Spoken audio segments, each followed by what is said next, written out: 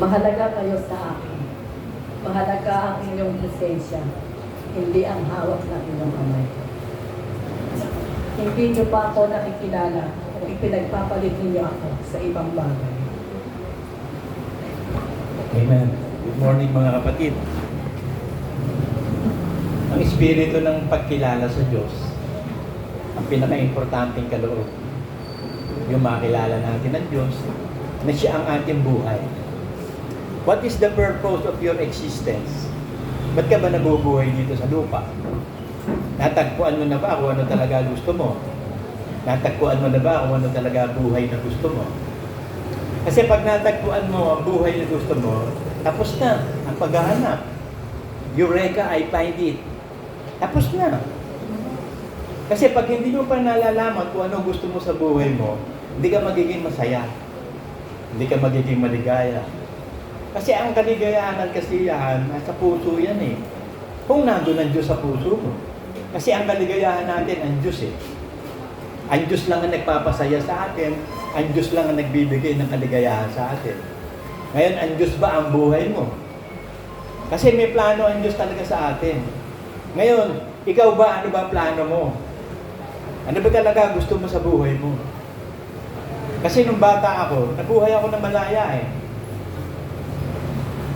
Batang kali ako eh. At the age of 6, nagmamadyong na ako. Nagkakaray cross, nagsusugal na ako sa labas. Pangit ang environment dito sa amin sa Palatio. Pagdating ng high school, at the age of 13, tumitira na ako, dumudurog na ako ng marijuana. At the age of 16, nakulong ako sa krami. May kaso. Yung RT 6420, Dangerous Act. At the age of 17, may pasugalan ako dito. Nung mas bata pa ako, talaga may criminal mind ako. Talaga ang gusto ko, yung gusto ko. So naranasan ko yung buhay na gusto ko, ang gusto ko. Ang dami kong pera kasi nagsusugal ako eh. Ang experience ko maraming pera. Habang nang tumagal, nung tawagin ako ng Diyos, doon ko na-realize kung ano ba talaga ang gusto ng Diyos. Kasi ang akala ko, kasi ang gusto ko magpayaman lang eh. Gusto ko pag mayaman ako, magkakaroon ako ng maraming asawa. Parang si Solomon. Mag-aanak lang ako ng mag-aanak. Gagawin ko gusto ko. Akala ko ang buhay, eat, drink, and be merry, for tomorrow you die. Yun ang akala kong buhay. So yun ang tinahakong buhay. Kaya sabi sa Bible sa Proverbs 20:11, ang bata nagpapakilala kung ang magiging masama siya o mabuti. So ang linyang nililinya ko, mula ng bata ako, puro kasamaan. Pero may plano pala. Meron palang calling, hindi ko alam. Ngayon ko lang na-realize na may gusto palang gawin ng Diyos sa akin. Gusto pala niya ako maging Kristiyano. At hindi lang Kristiyano, tunay na Kristiyano.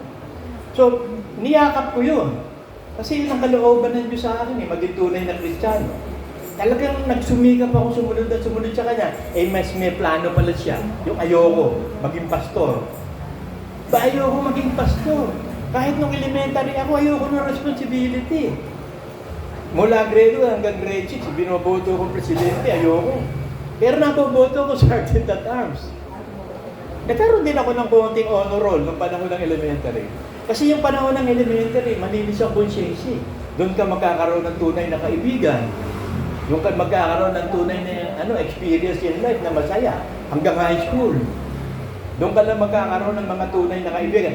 Pagdating ng college, experience ko, ewan ko sa experience nyo, plastika na. Plastika ng buhay ng college. Walang kakwenta-kwenta ang buhay ng college. Kaya, nung bata ako, talagang masama ako eh. Pero pagdating ng college, napariwara na ako, wala na. Iba natin ang buhay ko. Nung pala may calling ako, nung tawagin ako ng Diyos, yun pala ang calling. So natagpuan ko yung buhay ko kung ano. Ang buhay ko pala, maging Kristiyano at makasunod sa kalooban ng Diyos at pumunta sa langit. So yun ang purpose of life ko. Kayo, ano ba ang purpose of life nyo? Kasi sa totoo lang, sa Diyos tayo. Tayo kumikilos, tayo may buhay dahil sa Diyos. Kaya tayo kumikilos dahil pinakikilos tayo ng Diyos. Kaya tayo may buhay, binibigyan tayo ng buhay ng Diyos. Pag pinatigil lang ng Diyos ang paghinga mo, wala kang magagawa. Unbeliever ka man o believer. So nakalaki pang buhay natin sa Diyos, ay tayo sa Diyos. Dapat natin ma-realize na nilikha tayo ng Diyos at tayo sa Kanya. Ang plano niya, maging katulad tayo ng Panginoong Jesus. na magiging banal at susunod sa lahat ng kalooban niya. Gusto niya kasi dumami siya. Magkaroon siya ng maraming anak. Kaya ipinanganak niya tayo sa Espiritu, ang ama ng mga Espiritu. Kasi meron siyang bahay sa langit, yung New Jerusalem. Pupunuin niya yun ng mga anak niya. At ang panganay, si Kristo. Malapit na mangyari yun. Ngayon, ikaw ba? Gusto mo ba sumama sa family of God? Are you in the family of God? Pamilya ka ba ng Diyos? Kasama ka na ba ng Diyos? Kasi may sinasabi dito sa Bible sa Acts 17:28-29. Ito sabi niya, sapagkat sa Kanya tayo nabubuhay at nagsisikilos. So kaya tayo nagsisikilos at nabubuhay dahil sa Kanya. At mayroon tayong pagkatao, na gaya naman na sinabi ng ilan sa inyong sariling manunula, sapagkat tayo na may Kanyang lahi. So ang lahi ng Diyos, mga anak ng Diyos. So nung araw, nalihis tayo. Nung sanggol ka, banal ka, anak ka ng Diyos.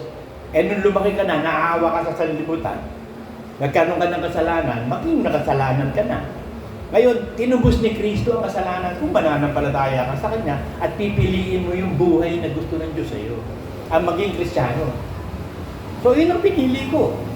Kasi dumating na ako doon sa time na yung gusto ko, nagaganap na eh. Yumaman. Napunta ako sa assessor's office, ang lakas ng pera doon. Isang tira ko lang 50,000. Isa lang yun ha. Simple lang yun ha. Revision lang yun, hindi pa creation of building yun. Revision, ibig sabihin, magre-revise lang, magbibigay ng bagong tax sa mga lupa at building. Ang nakita ko sikreto ng pagpapayaman. Pero nung nandun na ako sa height ng success, I'm on the top of the world. I'm on the top of the world, mama. O, dun na ako tinawag ng Diyos. Na yung plano ko talaga, magpayaman, gawin ang gusto kong gawin, biglang pinatigil ng Diyos yun. Binigyan ako ng espiritu ng pagsisisi, pagbabago ng isip. Ang gusto ko pala na, ang Diyos na pala ang gusto ko. Kasi na-experience ko nga lahat eh. Lahat ng halos kasalanan na-experience ko. Yung pagpatay hindi ko kaya pumatay. Pero yung delinquency ng pagiging bata, naganap sa akin mula nung bata hanggang high school. Hanggang college. Pero may plano pala ang Diyos eh. Sabi sa Deuteronomy 30, ang ganito.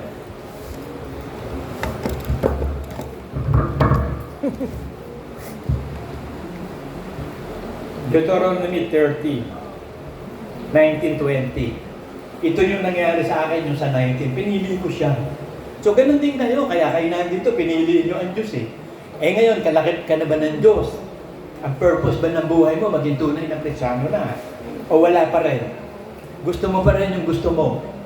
Ginagawa mo pa rin ang gusto mo? Sumusuway ka pa rin sa kalooban ng Diyos? Eh hindi ka sa Diyos. Sa amang mong diablo ka pa rin. Kaya ito sabi, Deuteronomy 30, 19-20. Aking tinatawag ang langit at lupa na pinakasaksi laban sa iyo sa araw na ito. Buhay at kamatayan. Pagpapala at ang sumpa. Kaya't piliin mo ang buhay upang ikaw ay mabuhay. Ikaw at ang iyong binig. Para mabuhay ka kasama ng Diyos. Pati mga anak mo, pamilya mo. Kasi ang gusto ng Diyos, pamilya eh. Kaya nga may ama eh. Meron din tayong ina, yung New Jerusalem. Magkakapatid tayo lahat, si Kristo panganay natin. Yun ang family of God. Yun ang plano ng Diyos. Makasama tayo ng Ama doon sa langit. Ngayon, meron sa inyo dito, baka walang asawa, binata, o kaya na dalaga, tumandang dalaga, hindi problema yun. O kaya nag-asawa kayo, hindi kayo nagkaanak, hindi rin problema yun. Hindi naman yun ng prime and foremost will of God. Nakita lang ng Diyos na it is not good for a man to be alone. Kasi wala ka namang pag-aari sa lahat ng bagay. Anak mo, hindi mo pag-aari yan. Darating araw, mag-aasawa yan, magkakahiwain mo na yun. Yung asawa mo, hindi mo rin pag-aari yan. Darating araw, mamamatay yan. Yung lahat ng nandito sa lupa, hindi na. Wala namang mawawala sa atin. Yung kinakain mo, hindi rin sa'yo yan. Ibabalik mo lang din yan sa lupa. Yung katawan mo, hindi rin sa'yo yan. Ibabalik din sa lupa yan. So meron kang isang bagay na pag-aari, kaluluwa. At binigyan tayo ng free will ng Diyos, ano gagawin mo dyan sa kaluluwa mo? Pag-aari mo yan, sige, ano gagawin mo dyan? Ito kalooban ko sa iyo. 30. Na inyong ibigin ng Panginoon mo yung Diyos na sundin ang kanyang tinig at lumakip ka sa Kanya. Pag sinabing lumakip ka sa Kanya, makiisa ka. You are one with Jesus Christ. You are walking with God. You are one with God. Kaisa ka ng Diyos, kaisa ka ni Kristo. So magiging bagong nilalang ka. So sa pagiging bagong nilalang mo, yakapin mo yun. Kasi yun ang pananampalataya. At ang bagong nilalang, ang sinusunod lang, utos ng Diyos. Kasi ang anak ng Diyos, susunod sa utos ng Diyos. Ngayon, yun lang ang pakikipagdigma ang gagawin natin. Hanggang hindi pa dumadating ang Panginoon o hindi ka pa namamatay, walang tigil ang labanan. Fighting a good fight of faith, na patutunayan mo anak ka ng Diyos. Patutunayan mo talaga susunod ka sa kalooban ng Diyos. No matter what happens. Hindi na kayang bilhin ng pera ang pananampalataya mo. Kaya nga nag-resign ako sa assessor eh. Kasi pag nandun ako, wala akong gagawin, hindi mag-corrupt eh. Baka maging milyonaryo ko doon. Eh ano naman kung milyonaryo ka? Malungkot naman ang buhay mo. Hindi mo naman gusto yung gusto mo. Nung araw, gusto ko yumaman. Kaya nga, tinarget ko yung lugar ng government eh. Nasa government ang pagpapayaman. Korupsyon ang magpapayaman eh. O kaya drug lord. Drug lord. Yun lang. Kung hindi ka drug lord, nasa government ka. Eh kaso na-realize ko na, pinaunawa na ng Diyos sa akin ang kalooban niya, dito na ako. Lalakit na ako sa Kanya. At lumaki ka sa Kanya pagkat siya ang iyong buhay. At ang kalaunan ng iyong mga araw.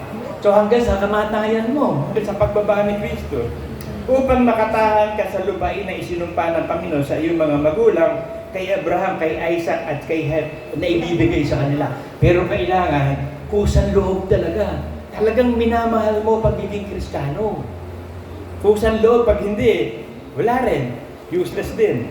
Sabi sa Isaiah 1:19, pagpapala ibibigay ng Diyos sa iyo, pag kusang loob kang mananampalataya at susunod. Kung kayo'y magkusat magmasunurin, kayo'y magsisikain ng buti ng lupain. Ano ba yung lupain natin? Langit. Yun ang promise land, langit. Nung araw sa Israel, yung promise land yung Kanaan. Eh ngayon, hindi. Alam na natin ang spiritualidad eh. Ang promise land, ang langit. So yung buti ng lupain, yung buti ng langit, bubusan ka. Kaya nga binagyan tayo ng pagsunod sa ikapot handog eh. Yun lang ang sinasabi ng Diyos na subukan mo ko. Kung di buksan ko sa iyo langit, buksan kita pagpapala, hindi mo makayanin eh. Baka manakbo ka sa dami ng pagpapala, hindi mo kayanin. Kasi alam ng Diyos kasi kung sino sa atin ang tunay na Kristiyano. Na hindi magmamahal sa pera. Hindi mo ipagpapalitan ng Diyos sa pera. Hindi ka mag-idolatry sa pera. Kasi lahat ng bagay ipapalit mo sa Diyos, idolatry yun. Trabaho mo. Mas gusto mo magtrabaho ng pera kaysa sumunod sa Diyos. Asawa mo, anak mo, nanay mo, tatay mo. Mas sila pa pinapaboran mo kaysa sa Diyos. Idolatry yun. Hindi lang yung idols na ginawa ng tao. No? Kaya sabi ng Bible din doon sa sa Acts 17:29 ng ganito eh.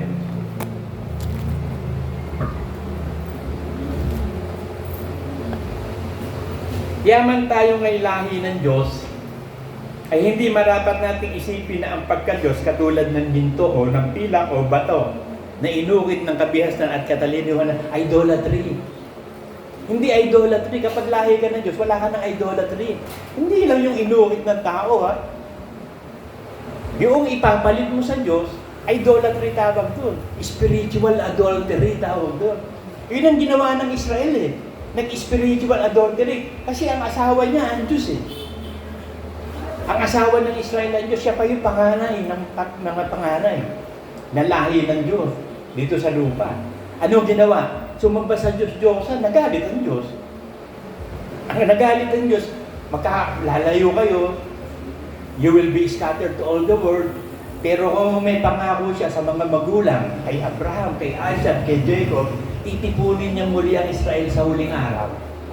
Pero hanggang ngayon, ang Diyos ng Israel, Judaismo. Wala silang pagkilala kay Kristo. Kaya pagdating na Antichrist, yun ang tatanggapin nila. Kasi yun ang hinihintay nila, yung Kristo eh. Hindi niya alam, yung pinapako nila, yun ang tunay na Kristo na nauna. So marirealize nila, tsaka lang sila ililigtas na Diyos, dadaan sila sa tribulasyon. Grabe na dinaanan nga ng Israel sa tribulasyon eh. 430 years, alipin ka sa Egypt. Kaya lang may plano ang Diyos, kailangan makatira sila sa Kanaan eh. Inialis sila ni Moses doon sa tulong ng Diyos, dumaan sa Red Sea, dumaan sa Jericho, nakapunta ng promised land. Namuhay sila doon ng masagana. O, ganito na gusto ng Diyos sa atin eh. Mabubuhay tayo ng masagana. Sa promised land. Saan? Heavenly. Heavenly life. So magkaroon ka ng heavenly life, sasagana ka. Hanapin mo muna ang kaharian na yun at ang lahat ng kanya at lahat ng bagay idadagdag sa iyo.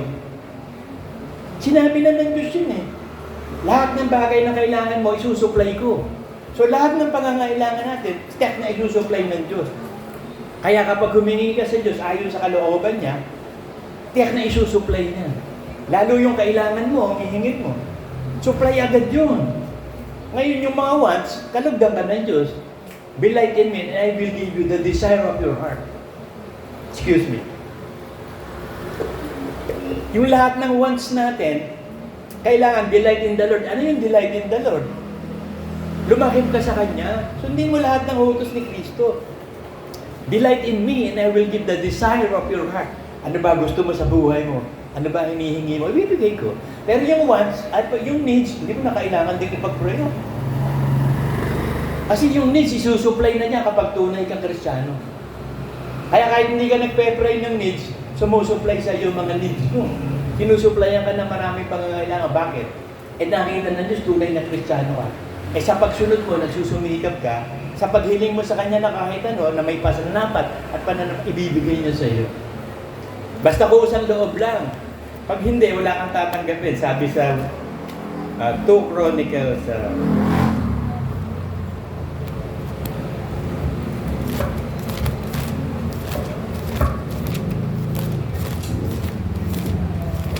1 Chronicles 28:9. At ikaw, Solomon, na aking anak, kilalanin mo ang Diyos ng iyong ama at paglingkuran mo siya ng sakdal na puso at kusang pag-iisip. You have to change your mind. Talagang gusto mo nang magpaka-Christ, gusto mo nang magpakabanal-banal. Hindi ka na plastic. Sabi ko nga sa inyo, yung college days ko, plastikan eh. Pero pagdating nung makalusot ako sa plastikan world, ay hindi na ako plastic, anak na ako ng Diyos. Wala na akong gagawin kundi ang gusto ng Diyos. Wala na akong gagawin kundi ako ano ang kalooban ng Diyos. Paglingkuran mo siya ng sakdal na puso't kusang pag-iisip, sapagkat sinasaliksik ng Panginoon ang lahat ng puso at nalalaman kung ano ang akala ng kanyang pag-iisip. Hindi ka makakalusot sa Diyos, ano? Kaya yung may nagtanong nga sa akin eh, bakit ganun ho? Sinasabi nila sila yung totoo, sinasabi nila sumama ka sa amin, kami yung totoong relihiyon, kami yung totoong sa Diyos. Paano ko ba malalaman kung ano totoo? Eh nalilito na ho ako eh. Lahat sila nagsasabing totoo. Sabi ko, alam mo, simple-simple yung tanong mo eh. Ang tanong ko muna sa iyo, sagutin mo ako, ikaw ba totoo? Opo, hindi po, walang problema, totoo ka pala. Eh di matatagpuan mo yung totoo. Pag hindi ka totoo, kailanman hindi matatagpuan. Bakit? Alam ng Diyos kung sino totoo sa atin. Alam nga na, makita na ng Diyos ang puso mo to, ililigaw ka pa ng Diyos. Kaya nga sabi, tumutunghan ng Diyos dito sa lupa, hinahanap yung umuunawa sa Kanya eh. Tumutunghan ng Diyos sa lupa, tinitingnan niya kung sino yung hahanapin niya na umahanap sa Kanya. Kaya magpapanagpo eh. Pag tunay kang Kristiyano talaga, gagawin ka ng Diyos tunay kang Kristiyano. Bakit? Eh sabi niya sa salita ng Diyos eh. Romans 30:29.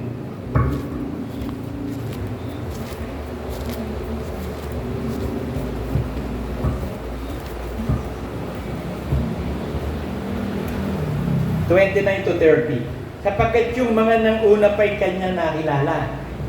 O una pa, nakilala na tayo. Alam na ng Diyos ang puso na pitos ka pa lang, alam na ng Diyos ang puso mo, kahihinatnan mo. Pitos ka pa lang.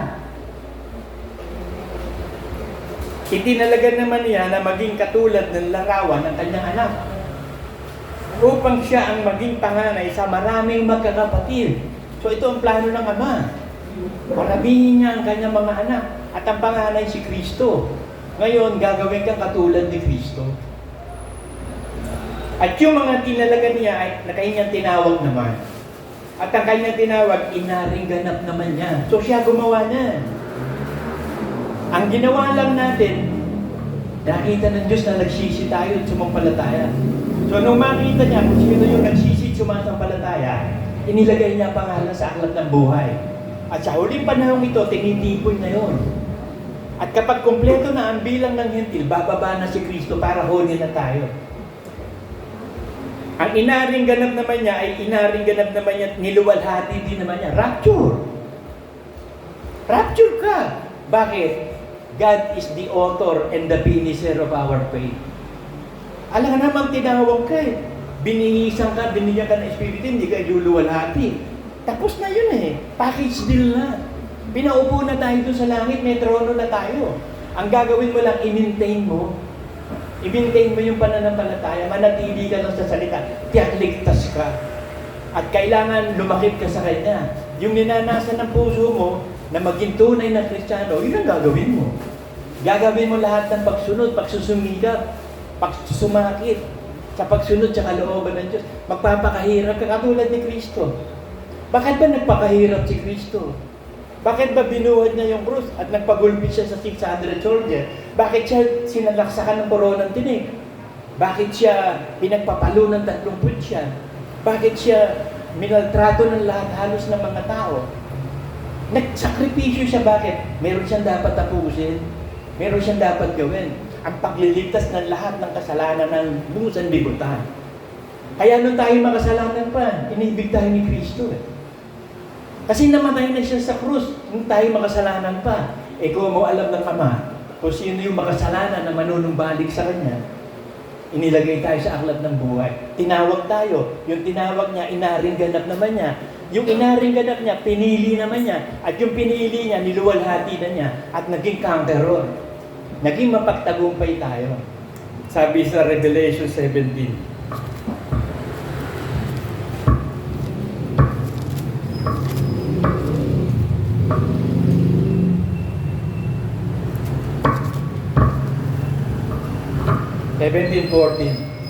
Makikipagbaka ang mga ito laban sa kordero. At sila'y dadaigin ng kordero. So yung mga kampo ng diablo, lalaban sa kordero sa, sa huling araw eh. Sapagkat siya'y Panginoon ng mga Panginoon at Hari ng mga hari. At ang mga kasama niya, na mga tinawag, at mga pinili at tapat. So yun ang alam ng Diyos sa atin. Tinawag ka, pinili ka, tapat. Bakit? Hindi pa nga ginagawa ang langit at lupa, nakilala ka na ng Diyos eh. Na ikaw yon. So ikaw naman, kilalanin mo naman ng Diyos na kumikilala sa iyo. Kasi mas mabuting kilalanin ka ng Diyos. Kasi meron sinasabi, kilala ko ang Diyos, pero sabi ng Diyos, hindi kita kilala. Di ba? Meron ganun eh. Sasabihin mo, kilala ko yan si Joseph Estrada. Eh, kilala ka ba? Baka pag nakita ka, batukan ka. Ang Diyos din gano'n. Pag sinasabi mo kilala ka ng Diyos, kailangan kilala ka ng Diyos. At makikilala ka lang ng Diyos kung nasa iyo si Kristo. Kasi ang kikilalanin ng Diyos, si Kristo na nasa iyo. Kaya tayo naging banal dahil kay Kristo. Ang titignan ng Diyos, si Kristo sa iyo, hindi ikaw. Kasi kung ikaw, hindi ka maliligtas. Kung ang titignan ng Diyos tayo, hindi tayo maliligtas. Kaya si Kristo tagapagligtas. Lumikha ng isang bagong pagkatao sa atin, lumakip tayo kay Kristo. Kaya nung makalakip tayo kay Kristo, ang nakikita ng Ama sa atin, katulad ni Kristo. Kasi nakalakip ka kay Kristo bago nilalang. So gawin mo yung ninanasan ng puso ng Diyos. Yung ninanasan ng puso mo, yun din. Natagpuan mo na kung anong gusto mo. Your reason for existence is only to worship God and obey God. Nakita mo na yung purpose of life. Ezekiel 12:13. Ano pala? Ecclesiastes.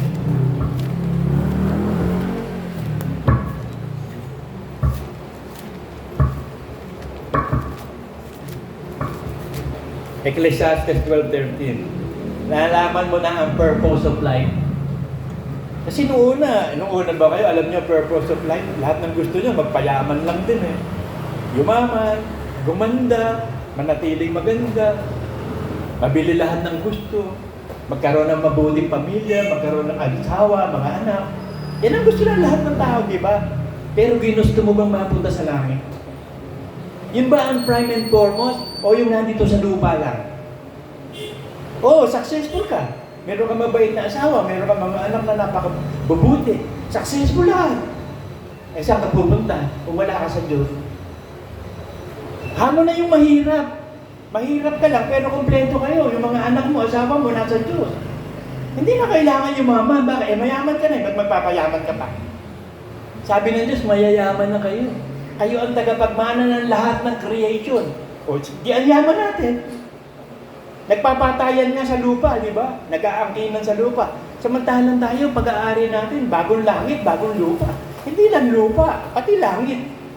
Pag-aari natin, kasama tayo ng Diyos. Ayaw mo ba nun? Ipagpapalit mo ba yung konting sandali dito sa lupa?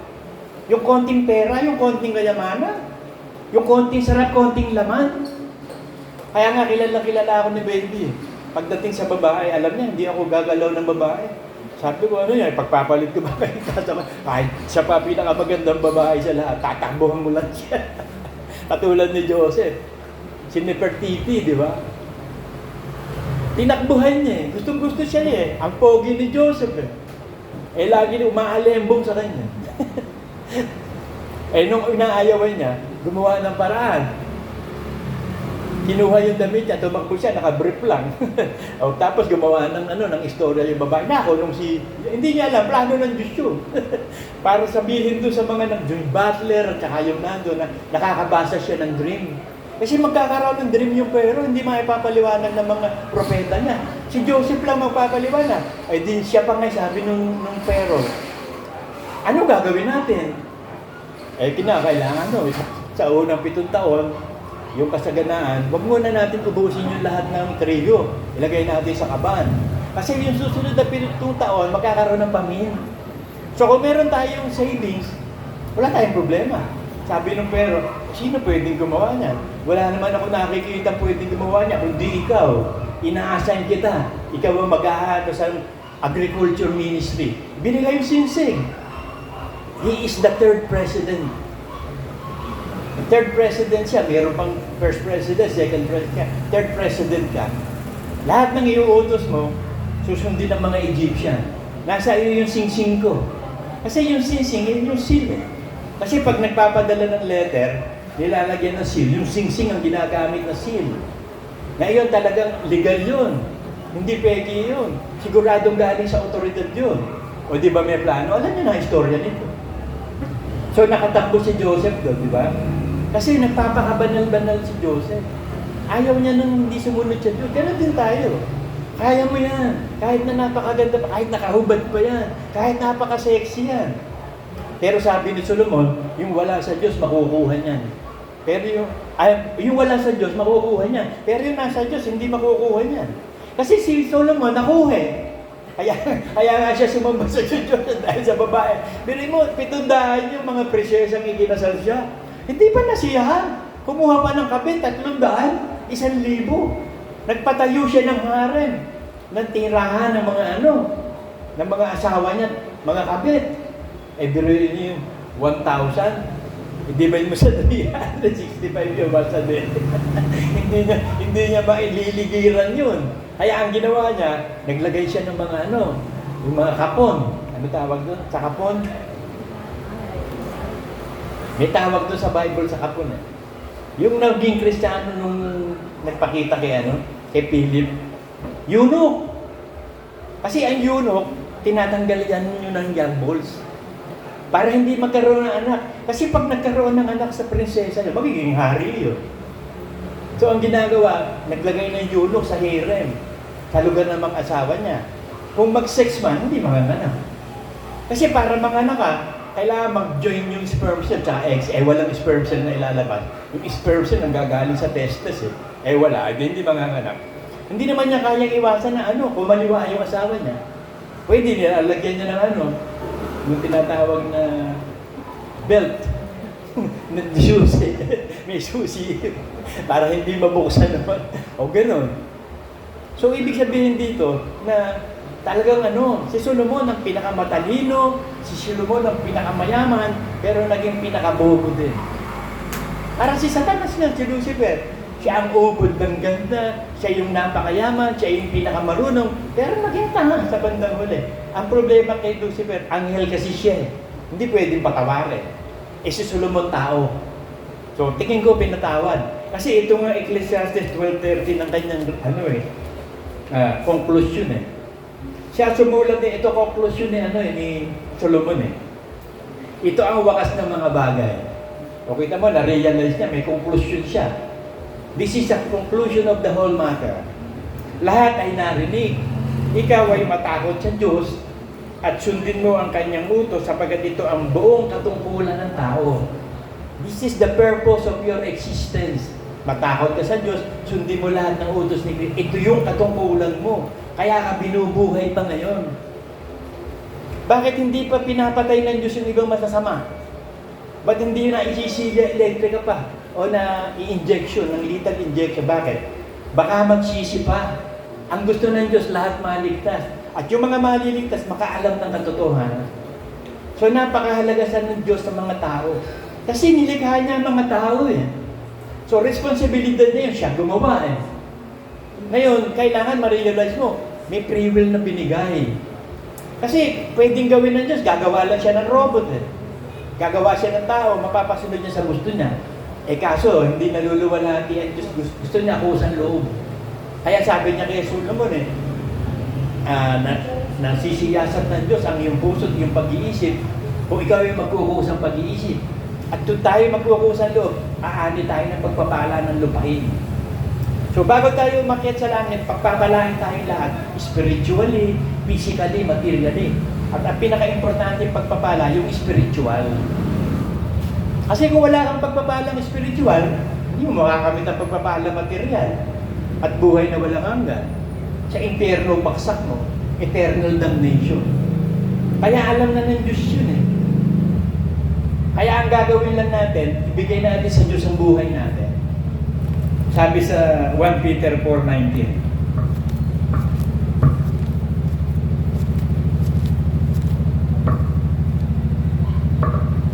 Kasi para makasigurado ka na tama ang gagawin mo, para makasigurado ka na ligtas ka, ipaubaya mo sa Diyos ang buhay mo.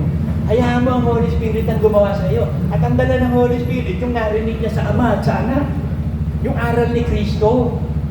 Yun ang kabanalan, yun ang kaligtasan. Kasi tayo mga maliligtas, bahagya lang eh. Tayo matutuwid, alam nyo, karampot lang ang kaligtasan natin dito. Ngayon pa, delikado tayo, kaya tayo natatakot sa Diyos, delikado tayo. Pag wala kang fear of the Lord, gagawin mo na lang ang gusto mo. Ang tawag doon, malalayaw, walang espiritu. Gagawin niya ang gusto niya. Katulad natin, tayo lahat. Ako pinuno dyan ng kalayawan. Napakalayaw ng buhay ko. Biruin mo, sige nga, tignan mo, 6 years old ka lang, nagmamadyong ka na. 7 years old ka, nang-hold up ka na ng grocery. Isipin mo, 13 years old, tumitira ka ng marijuana. Hustler ka na pagdating mo ng high school. Pagdating ng college, wala na. Puro pang pagkukunwari na lang lahat. Sabi dito sa 1 Peter 4:18-19. Kung ang matuwid ay bahagya ng makaligtas. Ang nagsasabi dito, apostol. Kung tayo matuwid, bahagya lang maliligtas. Konti lang ha. Ang kaligtasan natin, hindi pa sure. Ang masama at ang makasalanan, saan kaya magsisiyara? Kung hindi talaga tayo sure pa, na talagang ligtas ka, i-sureball mo. Maging Efren Bata Reyes ka. Sureball. Napakagaling yan sa bilyar, sa Efren Bata. Napapanood ko sa internet ang mga game niyan. Lalo na yung mga bouncing ball niya, yung mga dubletes niya, napakahusay, napakagaling. Alam niya kung saan pupunta yung pato. Alam niya lahat. Hustler siya sa bilyar. Ewan lang yan, nagringin, Kristiyano to, yun ang problema. Ikaw na nga ang pinakamagaling, ikaw na ang pinakamahusay. Ang problema, pupunta ka sa impyerno. Di makakalaban mo sa bilyar doon, si Satanas. Kaya't ipagkatiwala naman na nagbabata ayon sa kalooban ng Diyos ang kanilang kaluluwa sa paggawa ng mabuti sa tapat na lumalang.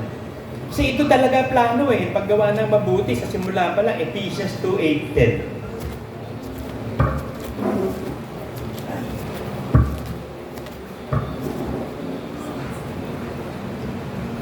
Ito pa antimano, ito na ang plano sa atin ng Diyos.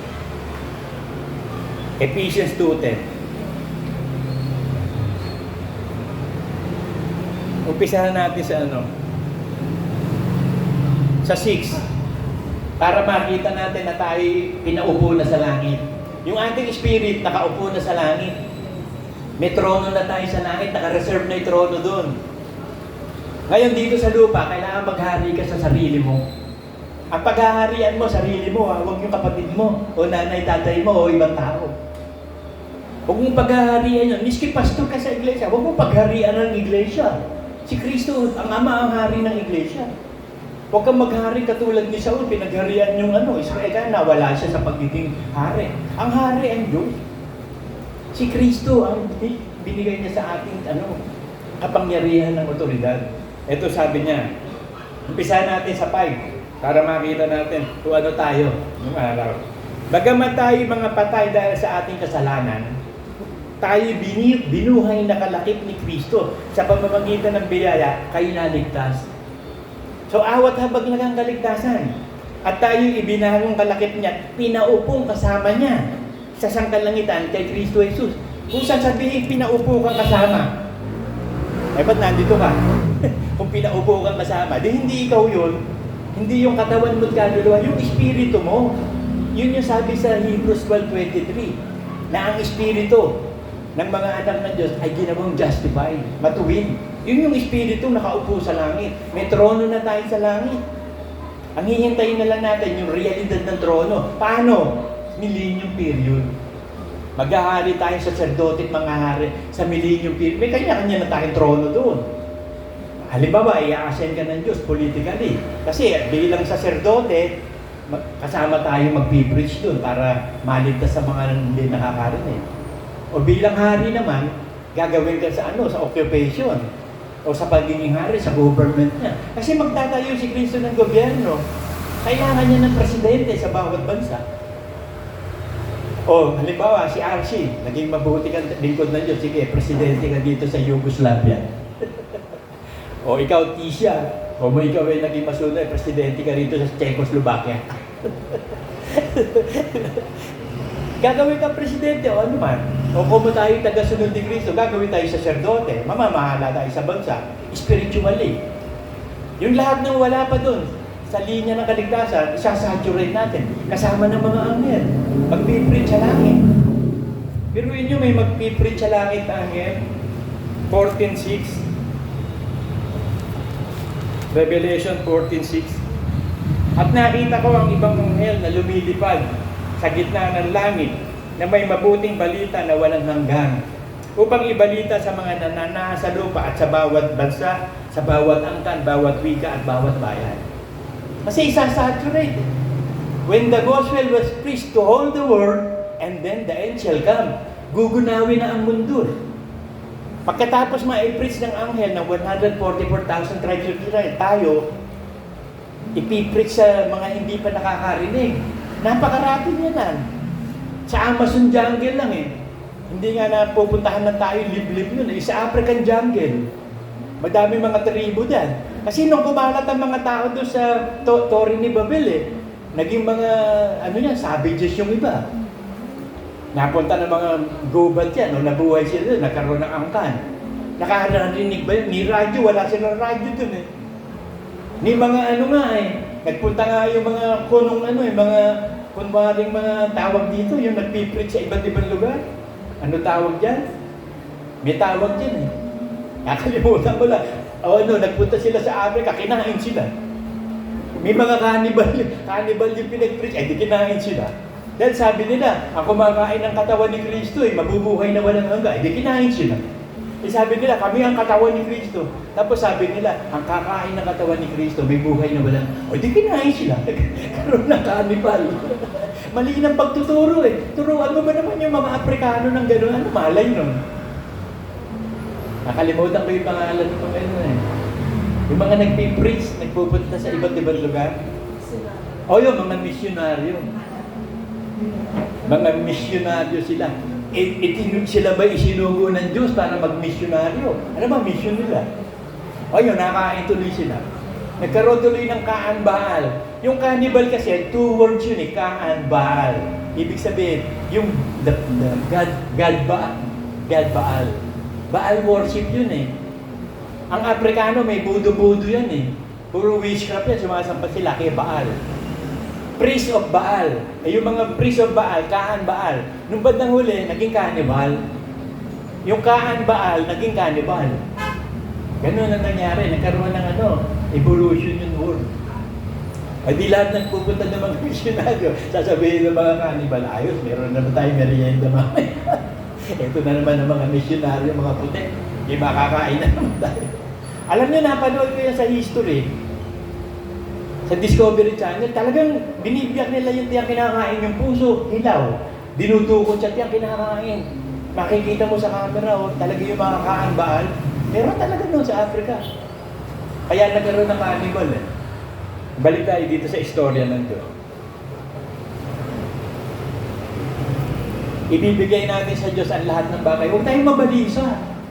Tagapagmahal ka nga ng lahat ng bagay.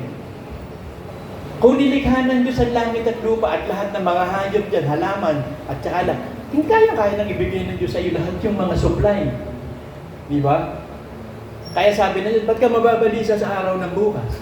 Eh yung mga ibon nga eh. Tingnan mo yung mga ibon, may kanya-kanyang bahay pa nga eh. Yung lily of the valleys, hindi nga nakapagsuot si Solomon ng ganyang kulay eh. Yung mga lilies of the valleys, iba-iba kulay. May violet, may dilaw, may pula. Ang gaganda ng kasuotan nila. Si Solomon nga hindi nakapagdamit niya, sabi. Why worry for tomorrow? Ba't ka nababalik sa kung ano kakainin mo, kung ano dadamitin mo? Yung mga ibon nga eh, pinakakain ng Diyos eh. Yung nga mga tao sa kalye eh, mga tawag doon sa mga tao sa dyan na namumulot lang ng pagkain. Taong grasa. May immune system pa, ang lakas eh.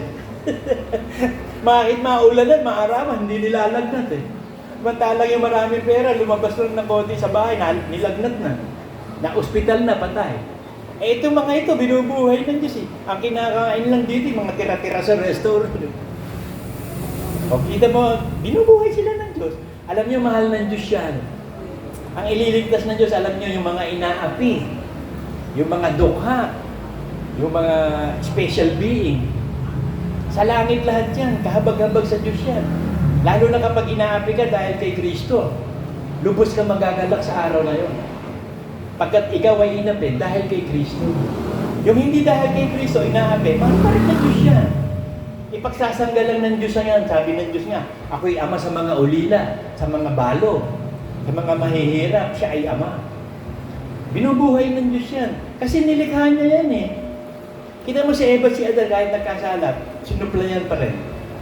Kahit nagkasala na, sinuplayan pa rin. Kaya lang, nawala sila doon sa Garden of Eden.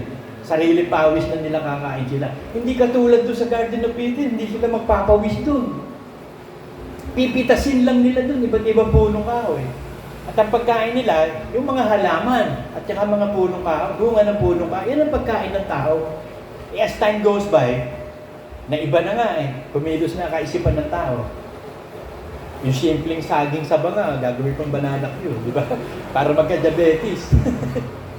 Di ba? Dinadagdagan ng tao. Yung simpleng likha ng Diyos, binabago ng tao. Nagkasakit ko eh. Saan ka nakakita ng mga taong nung araw na nagkasakit? Umabot na 700 years, 800, hindi mga nagkakasakit. Bakit? Walang synthetic ang katawan eh. Walang air pollution. Ang kinakain nila, prutas, gulay, inihaw. Kasi habang ang tayo kumakain, doon natin nakukuha mga sakit eh. Pag ginagamot mo naman, madadagdagan naman yung sakit mo dahil doon sa epekto ng gamot. Magkaka-kidney, komplikasyon sa puso, lalo rin diabetes at high blood. Eh yan ang sakit ng Pilipino, kung hindi diabetes, high blood eh. Yan din ang sakit ko eh. Diabetes, high blood eh. Kaya kinakailangan talaga, control yourself sa pagkain. Yung, hindi ko pa rin binibitawan yung maintenance eh. Kasi yun ang magbe-maintain para hindi lumubha yung Pero pag nagiging okay na, kaya ko na mabuhay na walang gamot, hindi na talaga ako magagamot. Kasi hindi ko pa kaya rin eh. Sumasablay din ako eh. Matigas din ang mukha ko. Hindi ko rin magawa dapat gawin. Kaya kinakailangan talagang bigay natin. Pinagtitiwalaan ko lang yung kagandahan loob ng Diyos. Yung kabutihan ng Diyos. kasaganaan ng puso niya, yung pagmamahal niya, yung pag-ibig niya, awat habag niya. Yun lang ang pinangahawakan mo. Una-una, siya naman ang pumapatay eh. Hindi ka naman mamamatay pag hindi mo niya papatay eh. Pero kahit ayaw mo mamatay, kung mamamatay ka, patay ka. So ipagkatiwala natin sa Diyos. Basahin huli yun, yung 1 Peter 2. 1 Peter 4:19.